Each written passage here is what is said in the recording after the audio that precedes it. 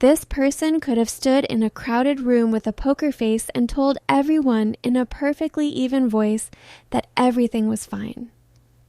And they would have been believed. They were convincing. They were unshakable. They had it handled.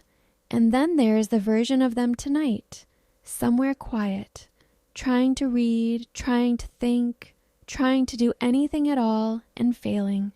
Because every path their mind takes curves back to you.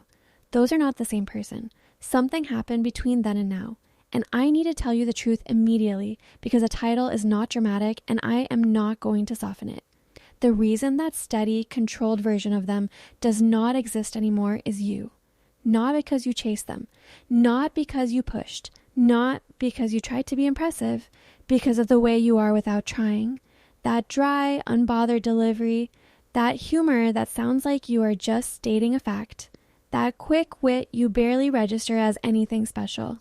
That is the exact thing that took a respected, composed, hard-to-rattle person and quietly pulled the structure out from under them. If you are new here, subscribe and like this video. If you are already subscribed, welcome back. And if you want to go deeper, you can join our channel membership. The link is in the description. I would love to have you there. Let's start today's reading. As always, only take what resonates. Let me take you back to who this person was before you got under their skin because you cannot feel the drop until you see the height. About a year ago, they were a fixed point.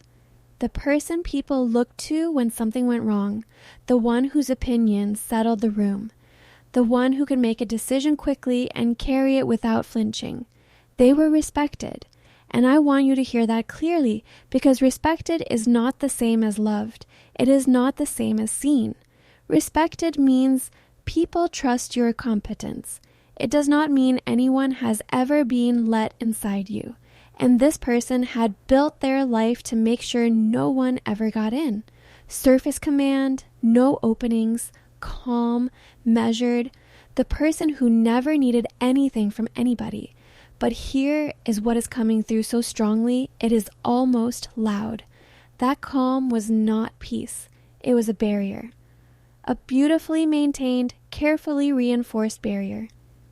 And behind it was someone who decided a long time ago that softness was dangerous.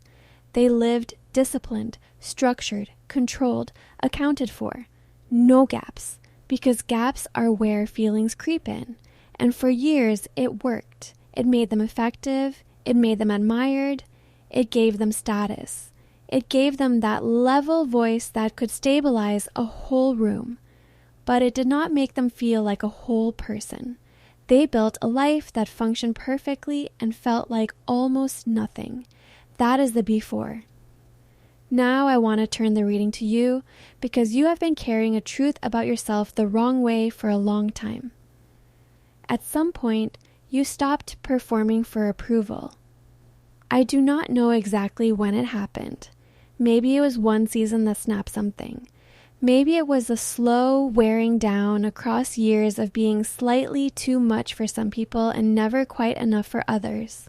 But somewhere along the line, you stepped off the stage, you stopped auditioning, you stopped adjusting your opinions and your tone and your energy to match whatever a room seemed to want from you.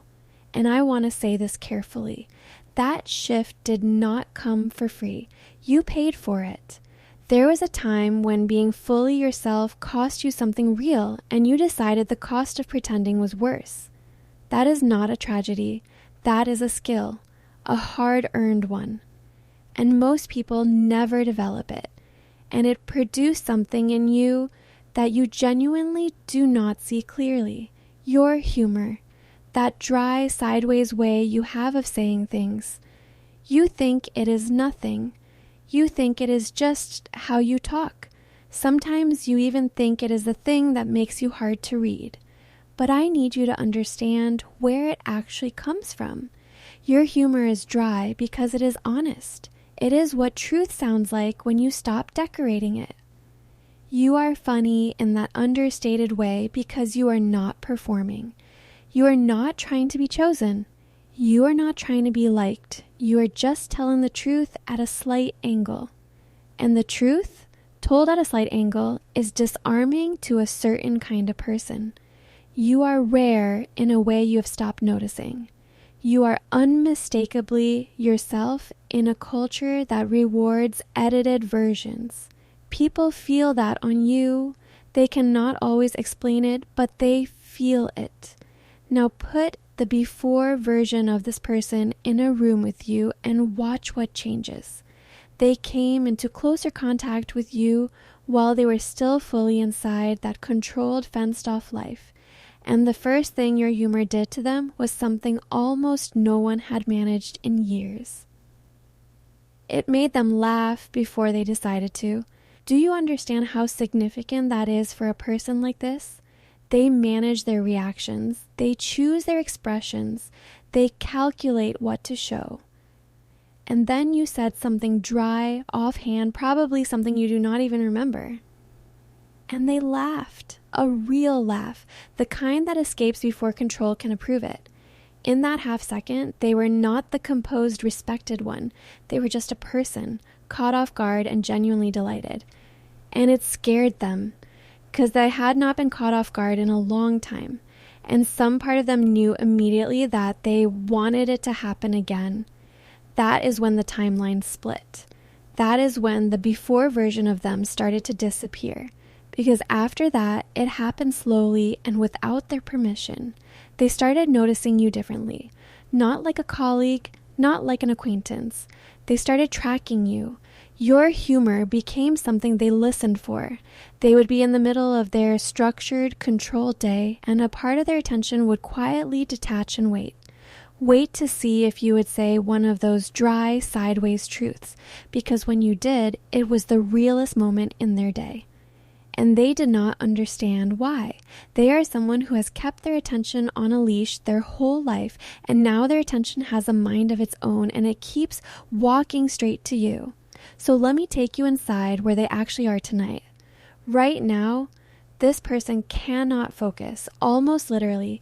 They sit down to handle something important, something they used to do effortlessly, and within minutes, there you are. A memory of your tone, something you said, the sound of you being casually honest, and it knocks them off track. They reread the same line. They forget what they were saying mid-sentence. They reach for a fact, a decision, a name, and their mind hands them you instead. And the worst part is, focus used to be their identity. Concentration was how they built everything they have. And you walked in and quietly dismantled it, without doing anything at all. You were just yourself in front of them. And it turned out to be enough. They replay things you have said when they are alone. They go back through your remarks like someone handling something precious. They smile at something you said weeks ago, then catch themselves smiling and feel embarrassed even in an empty room. They have started imagining what you would say about things. They see something absurd during their day, something irritating, something small, and their first thought is, I wonder what you would say about this. They want your commentary on their life. They want your voice in the room. They have, without ever deciding to, made you the person they narrate their world to. And then there is the feeling that truly throws them. A low, persistent, territorial pull. They are ashamed of it because they know they have not earned it. When they see someone else make you laugh, really make you laugh, something tightens in their chest. Then the composed part of them steps in and says, you have no claim here. You have not said a word. You do not get to feel that. But knowing they do not have the right to it does not make it stop. It just makes them feel it in private and hate themselves for feeling it. This is how far gone they are.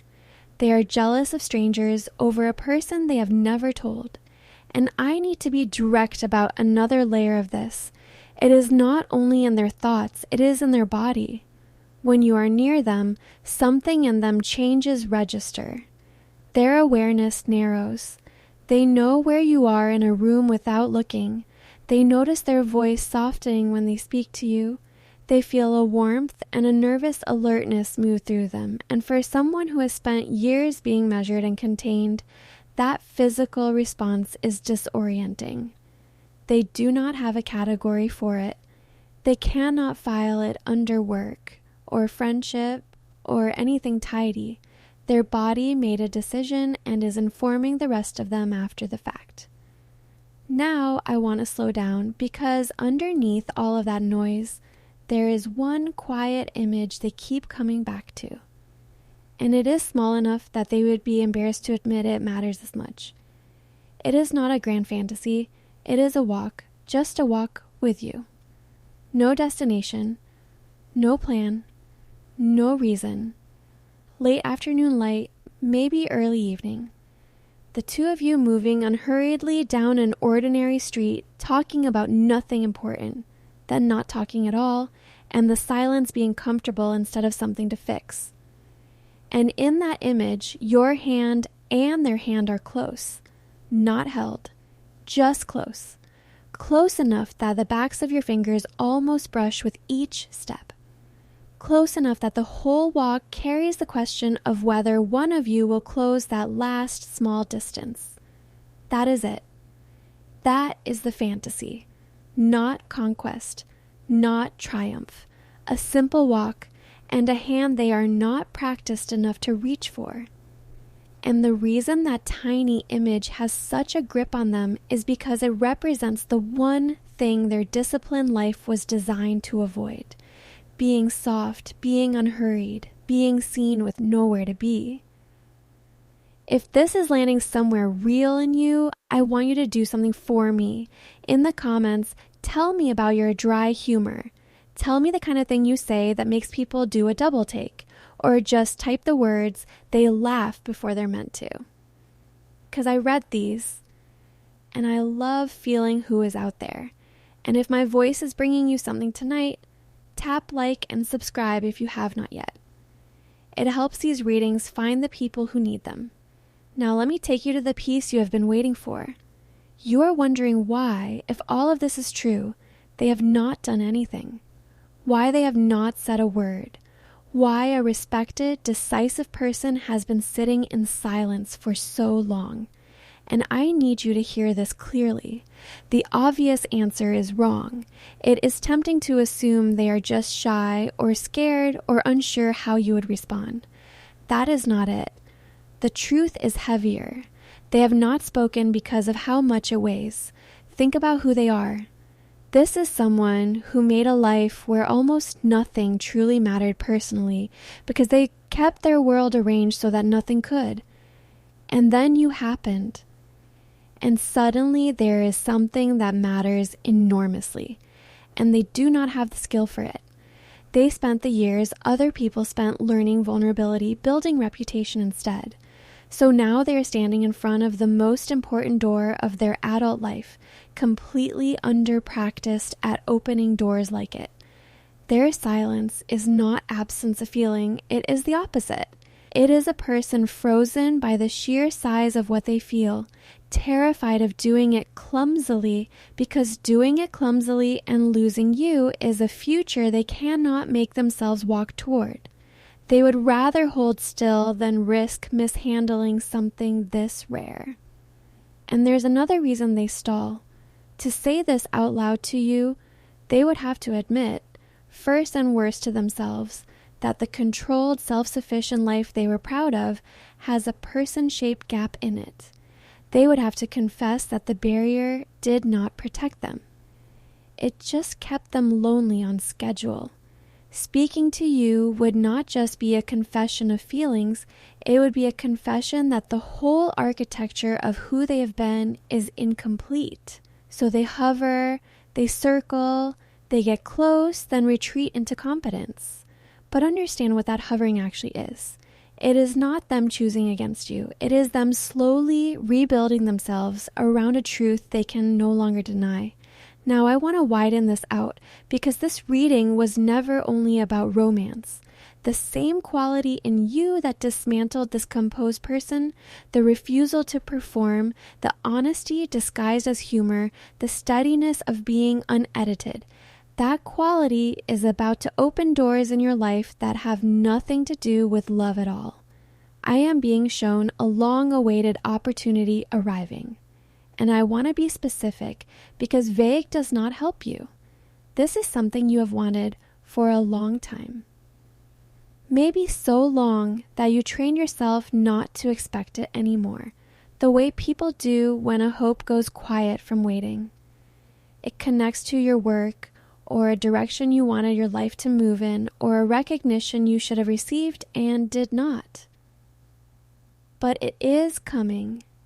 The timing is turning, and I can say that with confidence because it is the same mechanism at play. The world is finally catching up to the value of someone who is unmistakably themselves. The thing that made this person unable to look away from you is the same thing that will make opportunity find you. You did not have to chase it. You just had to keep being the version of yourself you fought to become. And I want you to feel this part because it ties everything together. You have a before and an after too. There was a version of you from the season when being yourself cost you the most. The version of you who wondered in the hard moments if staying real would ever be worth the price. Hold that version gently in your mind for a second. Because the after version of you, the one listening right now, is about to receive the proof the earlier you never got. Proof that it was worth it. Proof that the quiet, unrewarded years were not you falling behind. They were you becoming the precise person that love and opportunity can actually find.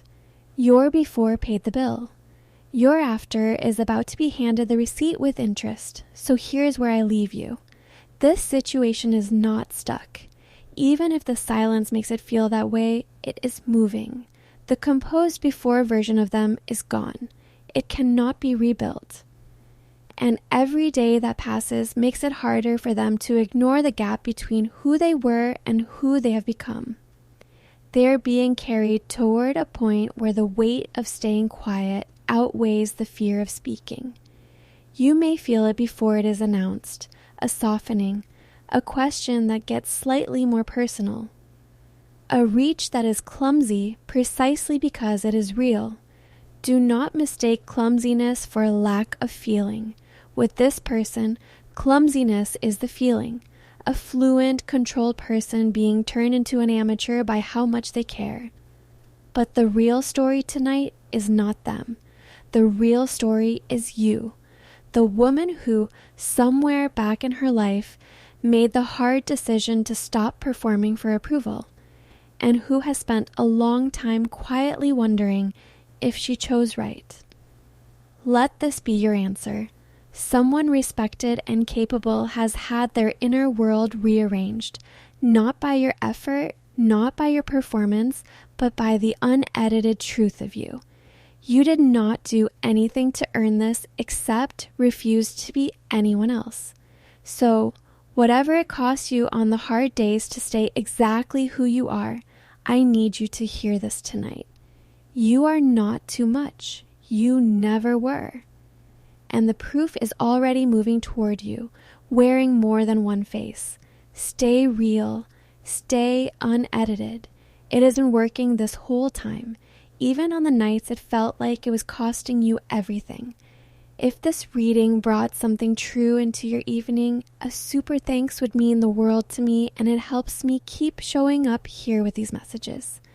Thank you for being here with me tonight, beautiful soul. I will be right here waiting for you in the next reading. Before you scroll, I want to add one more layer.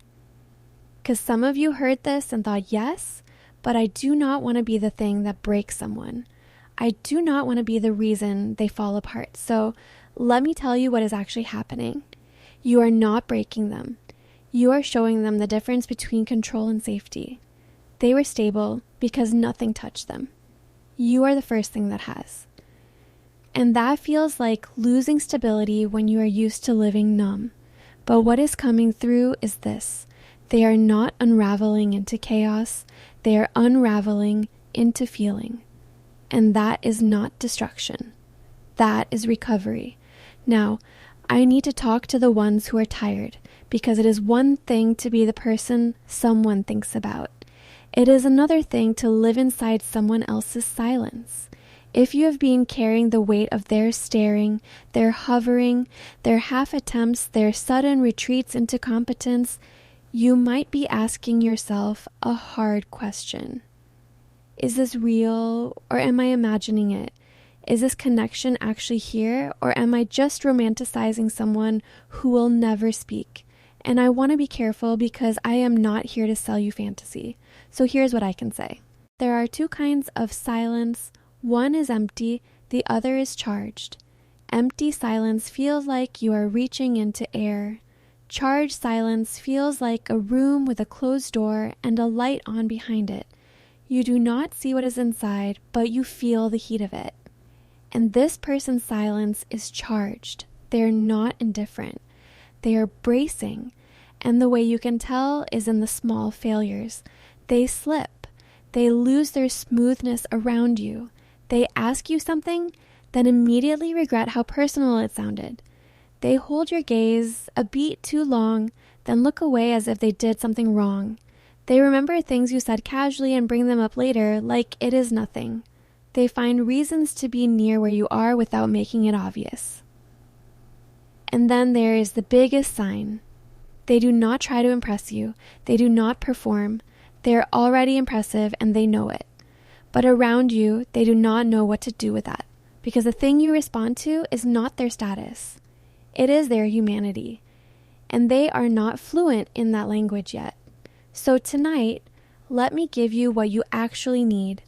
Not poetry, not longing, a map. If you want this to move forward, you're going to have to understand what motivates them. This person does not move when they feel excited. They move when they feel inevitable. They move when the internal pressure becomes too heavy to keep holding. So the shift you are looking for will not start as a dramatic confession. It will start as a decision they make in private, a quiet moment where they realize they are tired of living in a life that functions perfectly and feels like nothing. A moment where they realize you have already changed them and staying silent will not undo it. It will only cost them the chance to be close to the person who woke them up. And when that decision happens, you will feel it. The energy will change before the words do. They will become more present, more consistent, less scattered, because right now they are split between two selves. The old self who believes they are safest behind the barrier, and the new self who wants to step out and be met by you. That split is exhausting, and they cannot live like that forever. Now I want to speak directly to you, because you need to know how to handle what comes next. If they come toward you awkwardly, do not punish them for being human. If they speak in a way that sounds too careful, do not assume it is manipulation. With this person, careful is not strategy. It is fear of getting it wrong. And if they finally say something that is honest and unpolished, do not make them carry the whole moment alone. You do not have to chase. You do not have to rescue, but you do have to meet. A small meet is enough. A simple, I was wondering when you were going to say that. A quiet, I like being around you too. Something that tells them the ground does not disappear when they step forward, because they have lived a long time believing that if they need something, they lose. And you're about to teach them a different equation. Need is not weakness when it is offered cleanly. Now, for some of you, this reading is landing in a complicated place. You might be the one who has always been the composed one. You might be the one who has always been respected and held it together and kept your life neat. And if that is you, let me flip the mirror. If there is someone in your life who makes you laugh before you decide to, who makes you feel nervous and warm and strangely awake, do not wait until the feeling becomes unbearable. Do not wait until you have turned them into a private religion. Say something small but real, because the longer you stay silent, the more you teach your own heart that it does not get to ask. And that is a lonely lesson to keep repeating. Now let me bring this back to the image they keep seeing. That walk, no destination, no plan, late light, ordinary street. You need to know what that walk means. It is not just romance, it is simplicity. It is two people not performing.